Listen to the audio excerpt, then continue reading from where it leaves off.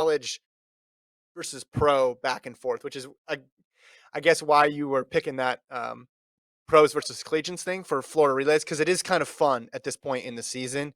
Not that it can't be a fair fight later, but they're crossing paths at this point in the year because some of them didn't run indoors, the pros that is. So they're just getting going, and then the collegians are already coming in sharp. Let's talk about these relays to close out, though. Florida men win the 4x1 and the 4x4. Texas women do the same thing, but on the women's side of things, taking the 4x1 and then 4x4. I was impressed with Florida men. I think clearly Florida missed Joseph Fambula on the indoor season. They weren't able to. He wasn't able to be 100%. He did run SECs, but he clearly was not what he was last year. And for him to be on both the 4x4 and the 4x1 and them run two really good times, especially 38:47 in a 4x1, is very impressive. I think Florida men are going to be a lot better outdoor than they were indoor, especially Mm-hmm. because Fambula looks to be healthy. Um, and I'm excited to see what they do. I mean, 38.4 is pretty quick for this early in the Mm-hmm. year. You got to think they're going to get better, with the handoffs and slowly but surely, they might be able to potentially flirt with re-breaking their collegiate record, which is what 37.9-ish, I think. Forget exactly what it is. But I think they're going to Pull it up. be in that should be a goal, I think, is running 37.9 again.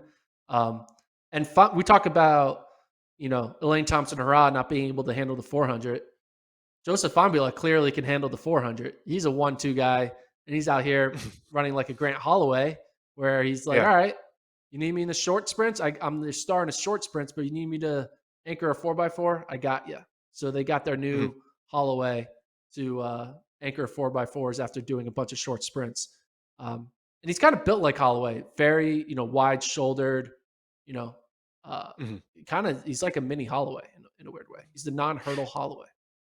Well, the 400 was interesting because people caught him, but he kept something in the back pocket. And I know that had to be very demoralizing to do all that work to catch up. And then you expect, hey, we're catching this guy in the quarter. He's just going backwards. There's no way he's going to have a response. But no, he did. And his close was kind of like his close in the 200, where it just comes out of nowhere. This was not as big because he had run 350 meters or so, but he definitely kept something. And then he just burst away from everybody, and it was too late for any sort of response. You look at that Florida collegiate record team, uh, Ekvewo, Sonny Brown, Holloway, Ryan Clark. I mean, that's some impressive guys on that squad. That was the 37-97 team. Yeah, it'll be interesting to see them chase that. They're so deep every year. They got so many options. They got very versatile runners too. Can run the 2, can run the 4, can run the 1, can do a field event, can help out on a relay. And that's